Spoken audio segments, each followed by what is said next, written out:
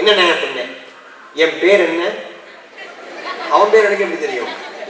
அப்படியே அமைதியா உட்காந்துருந்தேன். இன்னும் கொஞ்ச நேரம் கழிச்சு, தம்பி சொல்லுங்க, ரொம்ப நாளா அந்த தஞ்சாவூர் பெரிய கோயில் தஞ்சாவூர்லயே இருக்கு. ஆமாண்ணே. திருச்சி மலைக்கோட்டை கோயில் திருச்சியிலேயே இருக்கு. ஆமாண்ணே.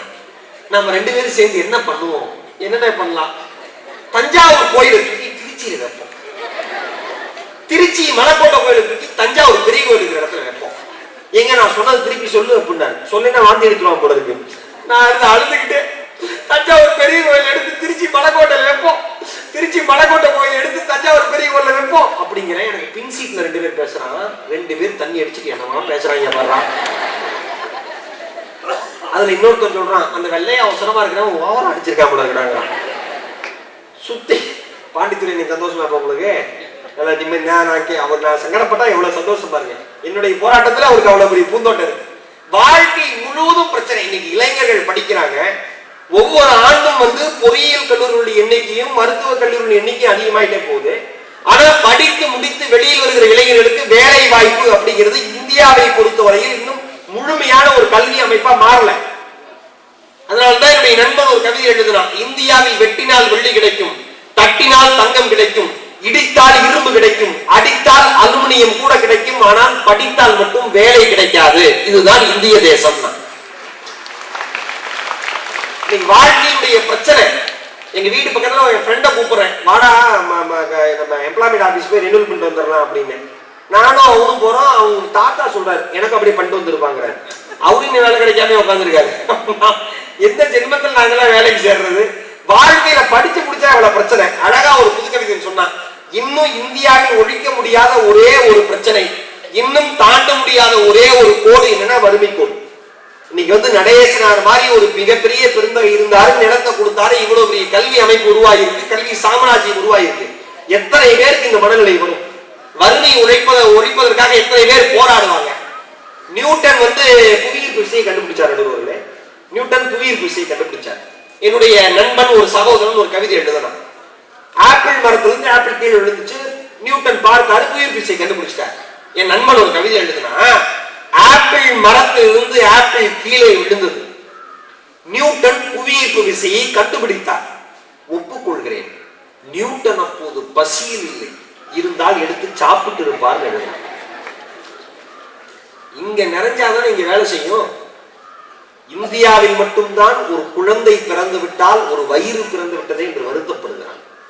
இந்த நாட்டில் இந்த அவலம் இருக்கு. இன்னும் வாழ்க்கைங்கிறது பிரிக்க முடியாத, சகிச்சு கொள்ள முடியாத ஒரு மிகப்பெரிய போராட்டமாகத்தான் இருக்கு. எந்த சூழ்நிலையில் பார்த்தாலும் வாழ்க்கை என்பது ஒரு போராட்டம். என்ன உதாரணம் வச்சு ஒரே ஒரு விஷயத்தை சொல்லி முடிக்கிறேன். ஒரு பேச்சாளர் எவ்வளவு போராட்டத்தை வாழ்க்கையில் அனுபவிக்கிறாங்க அப்படிங்கிறதுக்கு ஒரு உதாரணம். சேலம் பக்கத்துல ஒரு நிகழ்ச்சி பேச கூப்பிட்டுருக்காங்க. நான் பேச போயிட்டேன். இங்க ரசிக்கிற மாதிரி பெரியவர்கள் கிடையாது, இங்க ரசிக்கிற மாதிரி பள்ளி மாணவர்கள் கிடையாது, என்னை இவ்வளவு அருமையா அறிமுகப்படுத்துறதுக்கு உங்களை மாதிரி ஒரு நடுவர் கிடையாது. நானும் பேச ஆரம்பிச்சேன். ஆனா ஒரே ஒருத்தர் நடுவர்களே அப்படி ரசிச்சார். ஒன்றுபட்டால் உண்டு வாழ்வு அப்படின்னு ஒரு பெரியவர் முன்னால உட்காந்துக்கிட்டு, அருமையா, இவன்தான் சரியான ரசிகன் அப்படின்ட்டு அடுத்த வார்த்தையும் அவரை பார்த்தே பேசினேன். வாடிய பயிரை கண்ட போதெல்லாம் பாடினேன் என்று வள்ளலார் சொல்லி இருக்கிறார். உடனே அவரு அப்படின்னா சபாஷ் அப்படின்ட்டு 3/4 மணி நேரம் பேசியிருக்கேன். 3/4 மணி நேரமும் அந்த பெரியவர் தலையை ஆட்டி ஆட்டி அவ்வளவு அற்புதமா ரசிச்சார். பேசி முடிச்சுட்டு கீழே இறங்கி போய் எனக்கு போத்துன சால்வி எடுத்து அவருக்கு போத்திட்டு, எங்கய்யா என் பேச்சு அவ்வளவு நல்லா இருந்ததா அப்படின்னு கேட்டு முடிக்கிறதுக்குள்ள அப்படின்னாரு. விசாரிச்சு பார்த்தோம்தான் தெரியுது அவருக்கு நரம்பு தளர்ச்சியா. 2 நிமிஷத்துக்கு ஒரு தடவை தலை ஆடிட்டே இருக்குமா. இவர் நம்பி நான் எப்படி வாழ்க்கை இது பண்றது? மதுரை மீனாட்சி அம்மன் கோயிலுக்கு போயிருக்கேன். சீன நாட்டை சேர்ந்த ஒரு நண்பர் வந்திருந்தார். அவர் நேரம் எனக்கு இருந்த மாதிரி ஷாங்காய் அப்படின்னாரு. அந்தாலும் என் பேரை தான் கேட்கறான்னு நினைச்சிட்டு ஈரோடு மகேஷ் அப்படின்னாரு. அந்தாலும் கோவமா ஷாங்காய் அப்படின்னாரு. நான் ஈரோடு மகேஷ் அப்படின்னாரு. அந்தாலும் இன்னும் கோவமா ஷாங்காய் அப்படின்னாரு. தமிழ்நாட்டுக்காரன் கத்தவா சொல்லி தரணும். நான் ஈரோடு மகேஷ் அப்படின்ட்டேன். அந்தாலும் கோச்சிட்டு விறுவிறுன்னு போயிட்டார். என் பக்கத்திலேயே சுற்றுலா வழிகாட்டி ஒருத்தர் இருந்தார், டூரிஸ்ட் கைடு. அவர் என்ன கூப்பிட்டு, ஏன் டிவிலாம் பேசுறவனுக்கு அறிவே இல்லையா அப்படின்னா. ஏன் அப்படின்னு, அந்தால் சீன மொழியில அழகா வணக்கம்னு சொல்றாரு. உன் பேர் அந்தாலும் ரொம்ப முக்கியமாட்ட, இதுக்குதான் 4 லட்ச ரூபா செலவு பண்ணி சீனால இருந்து வந்தாளான்னு கேட்டான். நியாயமான கருத்து. தப்பு பண்ணிட்டு நானும் தேடி பிடிச்சு அந்த சீன நாட்டுக்காரருக்கு பதில் மரியாதை தந்துடணும்ட்டு வேக வேகமாக தேடி போனேன். ஒரு ஓரமாக ஒரு சுவர் ஓரமாக நின்றுட்டு இருந்தார். அவர் நாட்டு பாஷையிலேயே அவருக்கு வணக்கம் சொல்லி அசத்திடலான்னு நேராக அவருக்கு முன்னாடி போய் நின்றுட்டு ஷாங்காய் அப்படிங்க. உடனே அந்த ஈரோடு மகேஷ் அப்படிங்கிறான். முடிஞ்சு போச்சு. சீனாவில் போய் தமிழ்ல வணக்கம்னா ஈரோடு மகேஷ் பாரு. என்னைக்கு கும்பலோட வந்து என்ன ஒரு கும்பல் தூக்கிட்டு போகுதுன்னு தெரியல. அதனால வாழ்க்கையை சுத்தி போராட்டம் தான், போராட்டம் நிறைந்ததுதான் வாழ்க்கை. அதை பூந்தோட்டம் என்று சொல்வது நம் மன மகிழ்ச்சிக்குத்தானே உடைய முழுமையான மனதோடு யாரும் வாழ்க்கை பூந்தோட்டம் என்று சொல்ல மாட்டார்கள். வாழ்க்கை என்பது போராட்டமே போராட்டமே என்று சொல்லி இந்த நல்ல வாய்ப்பளித்த அத்துணை நல்ல உள்ளங்களுக்கும் இந்த இனிமையான நிகழ்ச்சியை மிக மிக இனிமையான முகத்தோடு ஏற்பாடு செய்து தந்த இனிய சகோதரர் பாண்டித்துரை அவர்களுக்கும், கல்லூரியில எனக்கு சீனியர், எப்பயுமே அவர் சீனியர், அவ்வளவு அழகான கவிதை, அவர் கவியரங்கத்தில் வாசித்த கவிதை எடுத்து பார்த்தோம், அவ்வளவு அருமையாக எழுதியிருந்தார். என்னுடைய இனிய அண்ணன் ராஜராஜன் அவர்களுக்கும், பள்ளியினுடைய தலைமை ஆசிரியர், ஆசிரியர்கள், பள்ளியினுடைய மாணவர்கள் அத்துணை பேருக்கும் என்னுடைய இதயபூர்வமான நன்றியை சொல்லிவிட்டு, உங்கள் வாழ்க்கை பூந்தோட்டமாக அமையட்டும் என்று என்னுடைய வாழ்த்துக்களை தெரிவித்துவிட்டு வாய்ப்பிற்கு நன்றி கூறி விடைபெறுகிறேன். நன்றி, வணக்கம். வணக்கத்திற்குரிய சான்றோர்கள் பெருமக்களே, இனிய தம்பி ஈரோடு மகேஷ் அவர்கள் பல்வேறு காரணங்களினால் இன்றைய சூழ்நிலையில் மாணவ பருவத்திலிருந்து மகத்தான வயது மூப்பான பருவம் வரையிலும் கூட ஆண்கள் பெண்கள் அனைவருக்குமாக இருக்கிற பிரச்சனை போராட்டம்தான். எனவே பூந்தோட்டம் எங்கில் காணப்போகிறோம் என்று மிக வருத்தமாக குறிப்பிட்டது மட்டுமல்லாமல் தன் வாழ்க்கை அனுபவம் பலவற்றை எடுத்து பேசினார். பேச்சாளர்கள் பேருந்தை பிடிப்பதற்கு எப்படியெல்லாம் கட்டுப்படுகிறோம் என்பதை சொன்னார்கள். ஒரு பேச்சாளர் அப்படித்தான் எப்பொழுதுமே பேருந்தில் ஏறி உட்காருவாரையான, பஸ்ஸில் உட்காரவையான இந்த 2 பேர் உட்கார சீட்டில் உட்காருவார். ஜன்னல் வரமும் உட்காந்துக்குவார். பக்கத்தில் ஒருத்தனுடைய பேக் வைக்க வச்சுருவார், பைய வச்சுருவார். யாராவது வருவார்களையான, யார் வந்து கேட்டாலும் யாராவது இங்கே உட்கார வர்றாங்க, போங்க பின்னாடி, பொங்கையா பொங்கையான்ட்டுவார். இதுல யாராவது ஒருத்தர் ஒல்லியா ஏறி வந்தாருன்னா இவரா, சார் உட்கார், நீ ஒரு பைய எடுத்துட்டு இடம் கொடுத்துருவார். என்ன அர்த்தம்னா, நம்ம இடம் கொடுத்த மாதிரி ஆச்சு, அவர் இதயத்தில் இடம் பிடிச்ச மாதிரி ஆச்சு, நம்ம கொஞ்சம் நவந்து உட்கார்ந்தா அவர் சிரமம் இல்லாம உட்கார்ந்து இடம் கொடுத்துருவார். ஆதலினால உதவியதிலேயே நமக்கு ஒரு லாபம் இருக்கு என்று சொல்லி செஞ்சுக்கிட்டு இருந்தார். ஒரு நாள் அப்படிதான் பைய வச்சார். ஒரு ஒல்லியா ஒரு பையன் ஏறி வந்தான். தம்பி வா கொடுக்க விட்டார். ஐயா இடம் இருக்குங்களான்னு கேட்டான். அவன் இருக்குப்பா உட்காருனார். உடனே அவன், மாமா இங்க இடம் இருக்கான். அவன் பஸ்ல ஏற வரல, அவன் மாமாவை ஏற்ற வந்திருக்கான். அந்த மாமா ஒரு உசிரமணி சைஸ்ல இருக்கிறார். அது மட்டும் இல்ல, அவர் எப்படி வர்றாருன்னா, பஸ்ல நேரா ஏற முடியாம குறுக்க உடம்ப திணிச்சுக்கிட்டு நவரு, தேர் நவர்ற மாதிரி அவர் அங்கே வந்து, தம்பி நீ இறங்கி போப்பா நான் உட்காந்துக்கிறேன்னு சொல்லிட்டு, தம்பி அப்படின்னார். அவன் சொன்னான், நான் உன்னை நம்பி இந்த கொடுமை ஆயிட்டேன்னு. பின்னாடி ஒருத்தன் சொன்னா, உனக்கு நல்லா வேணும், இன்னைக்கு நீ மாட்டினேன்னு. பேருந்தில் இடம் பிடிப்பது என்பது ஒரு பெரிய கலை. அவர் இன்னொன்று சொன்னார், இந்த ஸ்டெப்ஸ் பற்றி மார்க் போடுறதுன்னு. நான் அப்படிதான் ஒருத்தர் வீட்டுக்கு போயிருந்தேன்.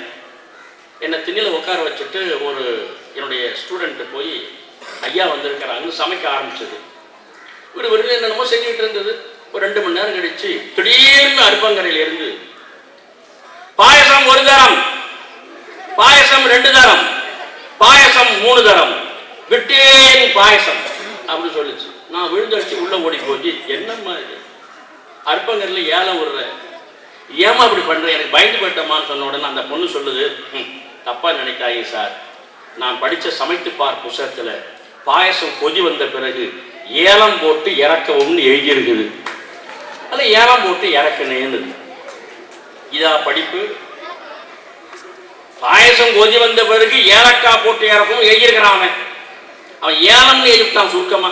இப்படியெல்லாம் பேச்சில், நம் நடைமுறை வாழ்க்கையில் புரிந்து கொள்வதிலேயே எவ்வளவு பெரிய போராட்டம் இருக்கு என்று அருமையாக மகேஷ் அவர்கள் பேசினார்கள், பாராட்டுகிறேன். இப்பொழுது இன்றைய சூழ்நிலையில் வாழ்க்கை போராட்டம் எல்லாம் இல்லை, பூந்தோட்டம் தான் என்று இனிமையாக பேச வருகிறார். கோயம்புத்தூரில் அருமையாக தொழில் பணியாற்றிக் கொண்டிருக்கிற மிகப்பெரிய நாவரசி சாந்தாமணி அம்மையார் அவர்கள், அவர்களை பாராட்டி அழைக்கிறேன்.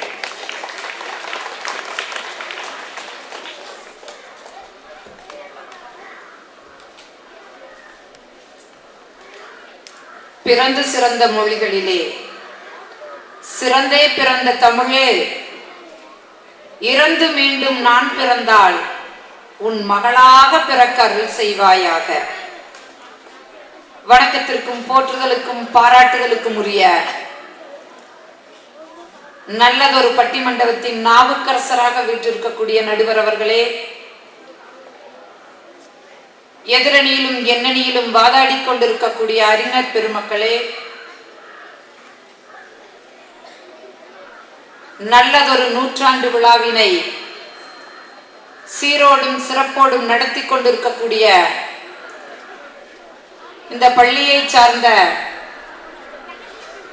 ஆசிரியர் பெருமக்களே, இங்கு கூடி இருக்கக்கூடிய மாணவ செல்வங்களே, உங்கள் அத்துணை பேருடைய பாதத்தையும் வணங்குவதிலே நான் மகிழ்ச்சி கொள்கின்றேன். மதிப்பிற்குரிய நடுவர் அவர்களே, என்னை அறிமுகப்படுத்தும் பொழுது கொங்கு செல்வி என்று நீங்கள் அறிமுகப்படுத்தினீர்கள்.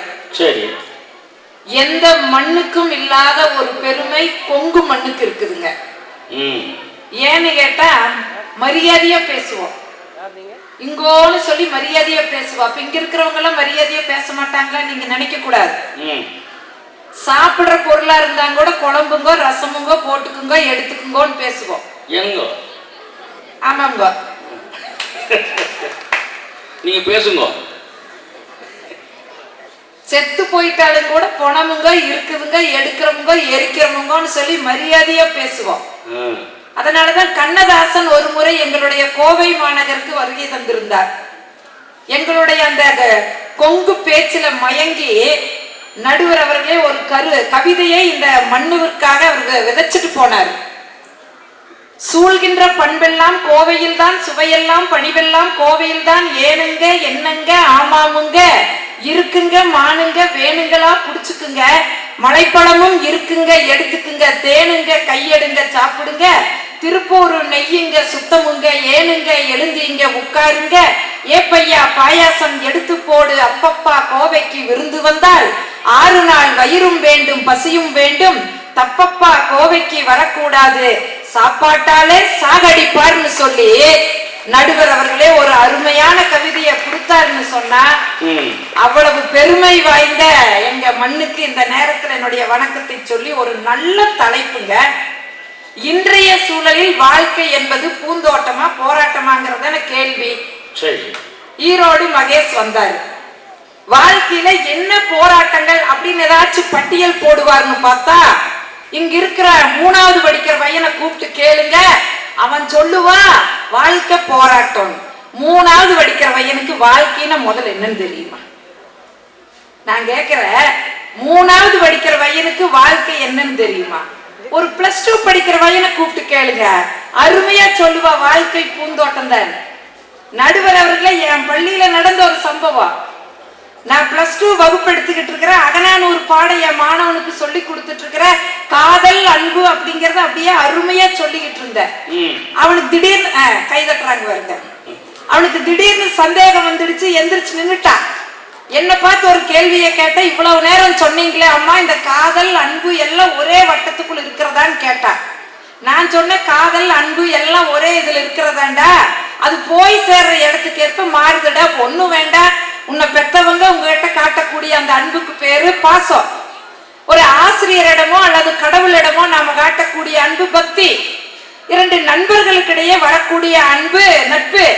ஒரு ஆண் பெண்ணிடமோ பெண் ஆணிடமோ காட்டக்கூடிய அன்பு காதல் சொன்னேன். உடனே அவன் சொன்னான் பாருங்க, நான் இதுக்கு விளக்கம் சொல்லிட்டான்னு கேட்டான். தாராளமா சொல்லு, பேச்சுரிமை இருக்கிற நாட்டில் இருக்கிற தாராளமா சொல்லடான்னு சொன்னேன். நடுவர் அவர்களே, அவன் எந்திரிச்சு சொன்னான் பாருங்க, அன்பு இருக்குது பாருங்க, அன்பு உங்கள் மீது காட்டுகிறேனே அது அன்புனா. ஒரு ஆசிரியருக்கு இதை விட வெற்றி வேணுமா? ஒரு மாணவன் ஆசிரியர் மீது காட்டக்கூடிய அன்புன்னு சொல்றதை விட வெற்றி வேற வேணுமா? நான் அப்படியே மகிழ்ந்து போயிட்டேன். அடுத்து சொன்னான் பாருங்க, காதல் இருக்கிறதே காதல், உங்கள் மகள் மீது காட்டுகிறதே அது காதல்னா. இதுக்கு நல்லா கை தட்டுறீங்க. என்ன ஓர வஞ்சனை?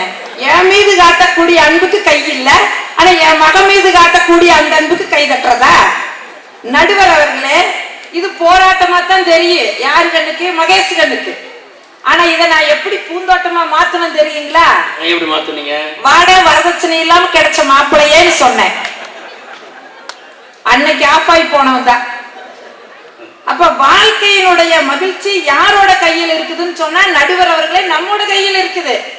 இப்ப நம்ம அதை பூந்தோட்டமா பார்த்தா பூந்தோட்டம், போராட்டம் நினைச்ச போராட்டம். இந்த மஞ்சக்காமால வந்தவங்க கண்ணுக்கு பாக்குறதெல்லாம் மஞ்சளா தெரியும். இப்ப இந்த 2 பேருக்கு மஞ்சக்காமால கண்ணு, அதனால பாக்குறதெல்லாம் போராட்டமா தெரியுது. ஆனா பொதுவா பாத்தீங்கன்னு சொன்னா வாழ்க்கை என்னைக்குமே பூந்தோட்டம் தான்.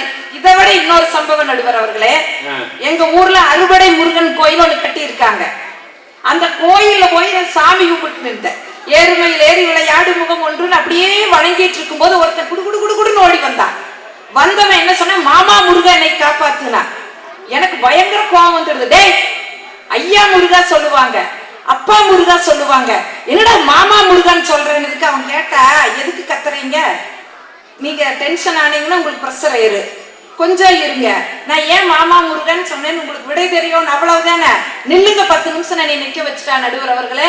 10 நிமிஷம் கழிச்சு ஒரு பொண்ணு பட்டு பாவாடை கட்டி, பட்டு தாவணி போட்டு, பட்டு ஜாக்கெட் போட்டு, தேங்காய் வளக்கூடைய எடுத்துட்டு வந்து ஐயர் கையில தேங்காய் வளக்கூடைய கொடுத்துக்கிட்டே, அப்பா முருகா என்னை காப்பாத்துச்சு. உடனே இவன் கூப்பிட்டா, இங்க வாங்க, இந்த பிள்ளைக்கு முருக அப்பன் ஆகும்னா எனக்கு என்ன ஆகும்னு கேட்டான். நடுவர் அவர்களே, இது எனக்கு போராட்டம் தான். ஆனா அவனுடைய வாழ்க்கையில அது பூந்தோட்டமா தெரியுதுன்னு சொன்னா, இதையத்தானே நாங்க பூந்தோட்டம்னு சொல்ல வர்றா. இப்ப ஒண்ணு இல்லைங்க, இந்த தேசத்தினுடைய பண்பாடு இவ்வளவு மகேஷ் சொல்லிட்டு போனார்ல, இந்த தேசம் சரியில்லை, எங்கு பார்த்தாலும் போராட்டம் போராட்டம்னு சொன்னார்ல. இன்னைக்கு ஒரு சுதந்திர காற்றை நம்ம சுவாசித்துக் கொண்டிருக்கிற சுதந்திரமா? இது பல பேர் போராட்டத்தினுடைய விளைவு. நமக்கு சுதந்திர காற்று இன்னைக்கு கிடைச்சிருக்குதுன்னு சொன்னா, இந்த தேசத்துல நிகழக்கூடிய அத்துணை போராட்டங்களுமே ஒரு பூந்தோட்டம் பார்ப்பதற்கான. நடுவர் அவர்களே, கிளின்டன் கில்லாரி 2 பேர் நம்முடைய தேசத்துக்கு வந்தாங்க.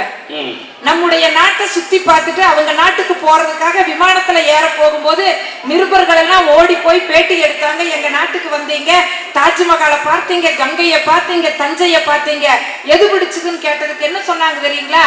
தஞ்சையும் பிடிக்கல, கங்கையும் பிடிக்கல, தாஜ்மஹாலும் பிடிக்கல, உங்க தேசத்தில் உள்ள குடும்பங்கள் பிடிச்சிருக்குது. நாங்க இருந்தாலும் நிருபர்கள் விடல. ஏன் உங்க தேசத்துல குடும்பங்கள் இல்லையான்னு கேட்டதுக்கு அவங்க என்ன சொன்னாங்க தெரியுமா? எங்க தேசத்தில் குடும்பங்கள் இருக்கின்றது, குடும்பங்களாக அல்ல, ஆனால் இந்த இந்திய தேசத்தில் குடும்பங்கள் இருக்கின்றது, குடும்பங்களாக அல்ல, கோயில்களாக இருக்கின்ற காட்சி எங்களுக்கு பிடித்திருக்கிறதுன்னு சொன்னா, நடுவர் அவர்களே, மகேஷ் சொல்ற மாதிரி இந்த தேசம் போராட்டம் மிகுந்த தேசமாக இருந்துச்சுன்னா, மேல்நாட்டிலிருந்து வந்தவங்க நம்முடைய வாழ்க்கையை பார்த்து பூந்தோட்டமா சொல்லிட்டு போவாங்களா? இப்ப இதெல்லாம் கொஞ்சம் யோசனை பண்ணி பார்க்கணும் இல்ல? ஒண்ணு வேண்டாங்க நடுவர் அவர்களே, வாழ்க்கை பூந்தோட்டமா போராட்டமா அவரவர் கையில் இருக்குது. ஒண்ணு என் வாழ்க்கையில நடந்த ஒரு சம்பவத்தை சொன்னேன்னு வைங்க, இந்த வாழ்க்கை எப்படி பூந்தோட்டம்ங்கிறது தெரிஞ்சு போயிரு. இப்போ கிடைக்கிற வாழ்க்கை சில நேரங்கள்ல போராட்டமா தான் இருக்கு. அதை நாம நினைச்சா பூந்தோட்டமா மாத்தல. இப்ப எனக்கு எப்படி கல்யாணம் நடந்தது தெரியுங்களா? சொந்தம் விட்டு போக கூடாதுன்னு நடந்த கல்யாணம். உமாசங்கர் நல்லா கேட்கணும். சொந்தம் விட்டு போக கூடாதுன்னு நடந்த கல்யாணங்க என் கல்யாணம். எப்படியாவது சுப்பிரமணியத்துக்கு சாந்தாமணியை கட்டுங்க, சுப்பிரமணியத்துக்கு சாந்தாமணியை கட்டுங்கன்னு சொல்லி நடையா நடக்கிறாங்க. இந்த கூட்டத்துல இருந்து ஒரு அக்கா யோசிக்கிறாங்க, என்ன இவ்வளவு தூரம் ஒரு டிவி எல்லாம் எடுத்துட்டு இருக்கிறாங்க, இந்த அம்மா மேடையில நின்னுட்டு புருஷன் வேற சுப்பிரமணியன்னு ஏலம் போடுறாங்களே அப்படின்னு ஒரு அக்கா நினைக்கிறாங்க. நடுவர் அவர்களே, நான் ஏன் ஆசைதீர என் வீட்டுக்கார் பேரை சொல்றேன் தெரியுங்களா? எனக்கு சாந்தாமணின்னு பேரு. ஆனா என் வீட்டுக்கார் ஒரு நாளும் கூட சாந்தாமணி கூப்பிட மாட்டார். அட நீளமான பேரு, ஒரு சாந்தி, ஒரு சாந்து சொன்ன என்ன வாய் வெந்தா போயிரு. அங்க என்னடி பண்ற, இங்க என்னடி பண்ற, அதை எடுத்து வைடி, இதை எடுத்து வைடி. ஒரு நாளைக்கு 1000 வாடி ஓடி போடுவார். எனக்கு ஆசை இருக்கு, அட இத்தனை வாடி ஓடி ஓடுறாரு இந்த ஆம்பளை நினைச்சு ஒரு நாளைக்காவது இந்த காப்பி ஆசை இருக்கு. ஆனா நடுவர் அவர்களே அப்படி கொடுத்தன்னு வைங்க, அந்த வாழ்க்கை போராட்டமா போயிரு. ஆனா அப்படி செய்ய மாட்டேன். அப்படி சொல்றதுக்கு உங்களுக்கு ஆசையா இருக்கா? ஆசை இருக்குது நடுவர் அவர்களே. அதனாலதான் ஆசையர் பேரை சொல்லிக்கிறேன். ஏன்னா இங்கிருந்து நீங்க சொல்லிடவா போறீங்க, உங்க மேல எல்லாம் நம்பிக்கை இருக்குது. எப்படியா சொந்தம் விட்டு போக கூடாதுன்னு நடந்த கல்யாண நடுவர்.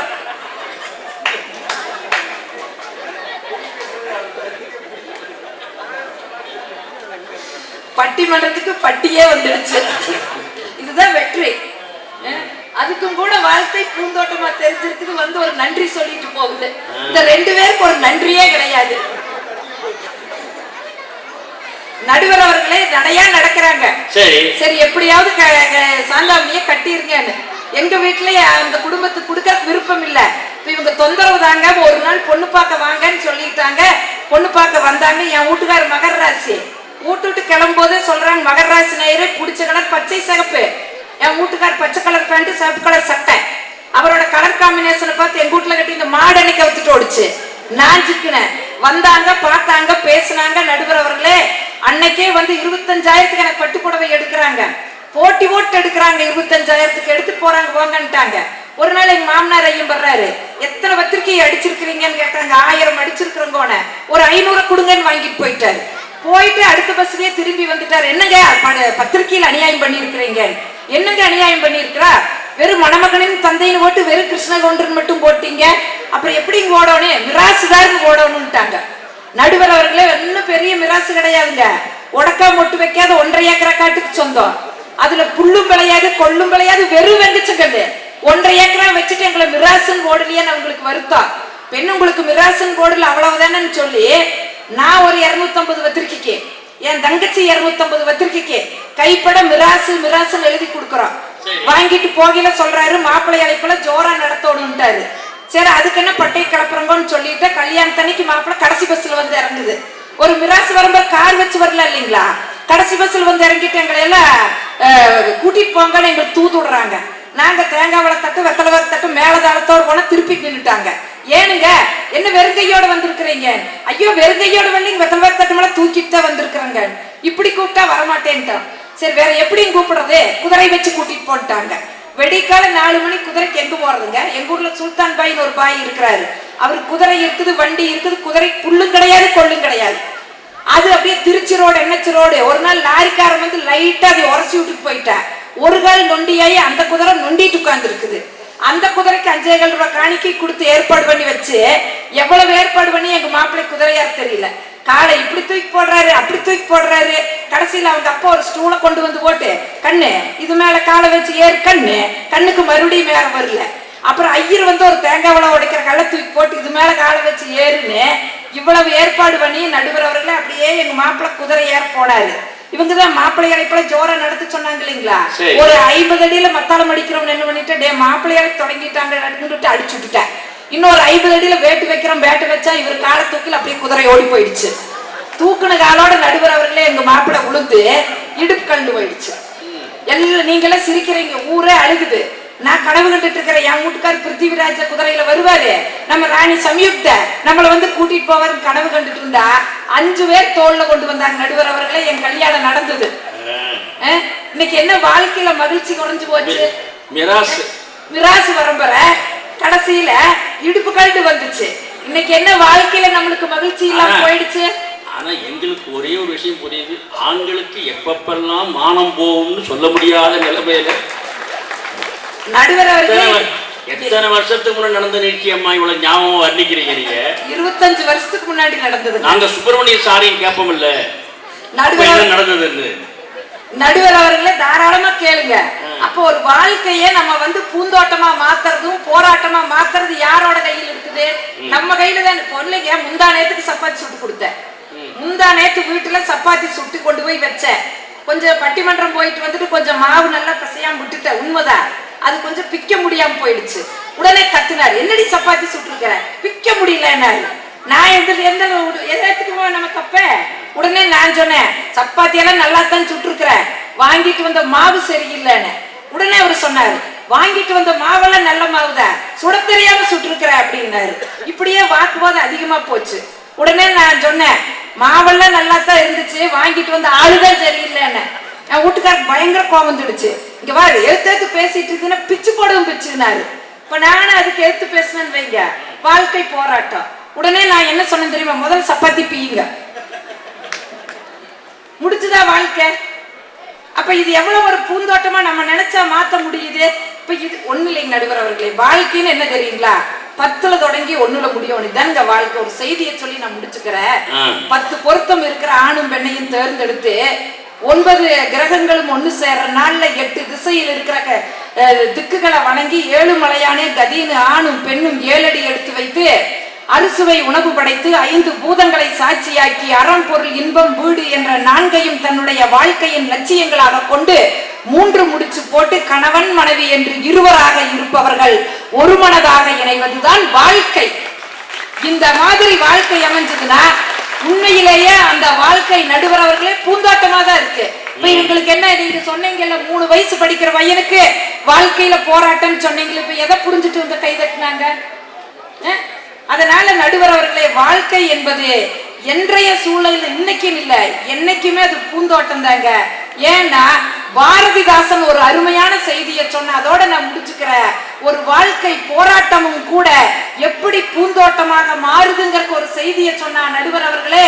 விடியுமுன் எழுந்து வீணையுடன் பாடி குரடு கழுவி கறவை கறந்து நிறைய கொண்டு தவளை சொம்பு குவளை குண்டான் கவலையின்றி கழுவி தீர்த்து வட்டத்து நிலவை வரவழைத்தது போல் இட்லி சுட்டு தொட்டுக்க துவையலும் செய்து சுவை நீர் செய்து கணவனுக்கு வெந்நீர் கடிது விளக்கி உடம்புக்கு குளிப்பாட்டி உணவையும் ஊட்டி பொத்தல் உடையை தைத்து கொடுத்து குடையை விரித்து கொடுத்து வெளியில் அனுப்பி வெயிலில் பயிர்களின் கற்களை பொறுக்கி காய வைத்து சோறும் கறியும் சுவைக்க சமைத்து வந்திட்ட கணவனுக்கு வட்டத்து தொட்டிலில் சாய்வு நாற்காலியை சரி செய்து போட்டு விசிறியால் விசிறி வியர்வை போக்கி நனைத்திட்ட 4-5 துணிகளை துவைத்து போட்டு படுக்கை விரித்து படுக்கவும் செய்து உறங்கிய கணவன் எழுந்திடுவதற்குள் எண்ணெய் சட்டியில் பன்னியம் சுட்டு பரபரப்போடு உண்பித்து தானும் உண்டு மாடு கன்றுகளுக்கு வைக்கோல் இட்டு உயர் அண்ணாந்து ஒட்டடை அடித்து கொள்ளைப்புறத்து முதல் எல்லா கதவுகளையும் அடைத்து விட்டு பானை சட்டியில் பூனை உருட்டலின்றி செய்துவிட்டு இரவு 10:30 மணிக்கு மேல் படுப்பவள் எங்கள் தாய்மார்னு சொல்லி அந்த பாரதிதாசன் சொன்னான்னு சொன்னா, இந்த வாழ்க்கையில எங்கேயா உங்களுக்கு போராட்டம்ங்கிற ஏதாச்சும் ஒரு வார்த்தை வந்திருக்குதா? ஆக நடுவர் அவர்களே, வாழ்க்கை என்பது நம்முடைய கையில் இருக்குது. அதை பூந்தோட்டமாக்கி பார்த்தால் அது பூந்தோட்டம், போராட்டம் என்று நினைத்தால் இந்த உலகம் போராட்டம். பலாப்பழம் பார்க்கறதுக்கு அப்படியே சொரசொரப்பா இருக்கு, இனிமையான சுவையை நாம சுவைக்க வேண்டும் சொன்னா அதை அறுத்து நாரை நீக்கி எண்ணெய் தடவி இதையெல்லாம் போராடி ஒரு இனிமையான சுவையை சாப்பிடுவது போலதான் வாழ்க்கை வெளிப்படையாக போராட்டமாய் இருக்கு. அந்த இனிமையான சுவை போல அந்த பூந்தோட்டம் உள்ளே மறைந்திருப்பதால் இன்றைய சூழலிலும் வாழ்க்கை என்பது பூந்தோட்டமே என்று சொல்லி வாய்ப்புக்கு நன்றி பாராட்டி விடைபெறுகின்றேன். நன்றி, வணக்கம். வணக்கத்திற்குரிய சான்றோர்கள் பெருமக்களே, அருமை சகோதரியார் சாந்தாமணி அவர்கள் குடும்பம் ஒரு கோயில், அந்த கோயிலை கோயிலாக்கிக் கொள்வது நம் கையில் தான் இருக்கிறது என்று பாரதிதாசன் அவர்கள் வழங்கியிருக்கிற அற்புதமான வரிகளை எல்லாம் எழுத்தெண்ணி படித்த நிலையில் நான் அவரை மீண்டும் ஒரு முகத்தில் கண்கொண்டு பார்த்து, தம்பி, நீ ஒரு இஸ்லாமிய சகோதரன், ஒரு இஸ்லாம் நிறுவனம் நடத்துகிற கல்லூரி, நீ நினைத்தால் எந்த ஒரு துறையும் தேர்ந்தெடுத்துக் கொள்ளலாமே, தமிழ் துறையை தேர்ந்தெடுத்ததற்கு என்ன காரணம் என்று ஒரு முறை கேட்டேன். அதுக்கு அந்த பையன் சொன்ன அழகான பதில் தான் என்னால் மறக்க முடியவில்லை. நான் சன் டிவியில் கூட வணக்கம் தமிழகத்தில் இந்த செய்தியை சொல்லி மகிழ்ந்தேன். அது என்னவென்றால், அந்த இளைஞன் சொன்னான், ஐயா, மற்ற கணிப்பொறி, கணிதம், விஞ்ஞானம் போன்ற கல்விகள் எல்லாம் இயந்திர கல்வி, தமிழ் மட்டும்தான் இதய கல்வி, அதனால் அதை படிக்க ஆசைப்படுகிறேன் என்று அந்த இளைஞன் சொன்னது என்னால் மறக்க முடியவில்லை. அப்படியானால் தமிழோடு ஐக்கியப்படுத்திக் கொள்ளுகிற அற்புதமான கவிதைகளை எடுத்து பேசி வாழ்க்கை என்பது நம் கையில் தான் இருக்கிறது என்று பேசினார். கவிதைக்கு ஒரு இலக்கணம் சொல்லுகிறேன். கவிதை என்றால் வேறு ஒன்றும் இல்லை, உள்ளத்தில் உள்ளது கவிதை, உணர்ச்சி பிரவாகமாக வருவது கவிதை, பாத்திரங்களை அடுக்குவது கவிதை, எழுத்து வடிவம் எண்ணம் என்ற மூன்றும் சேர்ந்தது கவிதை என்றெல்லாம் பல இலக்கணங்கள் சொன்னாலும் கூட ஒரு இனிய தலைவர் ஒரு சொன்ன ஒரு கவிதை எனக்கு விளக்கம் நினைவுக்கு வருகிறது. கவிதை என்ற சொல்லுக்கு விளக்கம் எங்கும் தேடிக்கொண்டு போக வேண்டாம், அந்த சொல்லிலேயே இருக்கிறது என்று சொன்னார். என்ன என்று கேட்டால், கவிதை என்று சொல்லி உற்று பாருங்கள். முதல் 2 எழுத்துக்கள் கவிதை எழுதுவோனை குறிக்கும் கவி. முதல் எழுத்தையும் 3ஆம் எழுத்தையும் கூட்டி பாருங்கள் கதை. ஒரு கவிதை எழுத ஒரு கதை தேவை. 2ஆம் எழுத்தையும் 3ஆம் எழுத்தையும் கூட்டி பாருங்கள் விதை. அப்படியானால் கவிதை என்பது ஒரு கவி ஒரு கதையை விதையாக வைத்துக் கொண்டு பாடினால் அதுதான் கவிதை என்று அற்புதமான விளக்கத்தை அந்த அறிஞர் சொன்னார். அவர்தான் டாக்டர் கலைஞர் அவர்கள். ஆதலினாலே கவிதை என்பது ஒரு உள்ளத்தில் ஊண்டு வருகிற அருமையான செய்திகள் எல்லாம் எடுத்து பேசினார்கள். பாராட்டுகிறேன். வாழ்க்கை என்பது பூந்தோட்டம் தான் என்று பேசினார். திருவாளர் சுப்பிரமணியம் அவர்களையும் ஒரு வார்த்தை கேட்டுவிட்டு நாம் முடிவுக்கு வர வேண்டும். ஏனென்றால் ஒரு பக்க தீர்ப்பாக இருந்துவிடக் கூடாது என்று நான் கருதி கொள்கிறேன். நான் கோவை போகிற பொழுது அருமை சகோதர வீட்டுக்கு சென்று நம்முடைய பெரியவரை சந்தித்து என்னையா அந்த குதிரை வண்டி அந்த குதிரை என்பதெல்லாம் விசாரிக்க வேண்டும் நான் தெரிந்து கொள்கிறேன். என்றால் ஒரு தகவல் வருகிற பொழுது அதில் எந்த அளவுக்கு உண்மை காண்டல் என்ற நினைவு இருந்தால்தான் தீர்ப்பு சொல்ல முடியும். அருமையாக பேசினார்கள். பாராட்டுகிறேன். இப்போது அடுத்து என்னுடைய இனிய தம்பி விஜய் டிவி புகழ் திருவாளர் உமாசங்கர் அவர்கள் இன்றைய சூழலில் வாழ்க்கை போராட்டமே என்று அணிக்கு வலிமை சேர்க்க வருகிறார்கள். அவர்களை பாராட்டி அழைக்கிறேன்.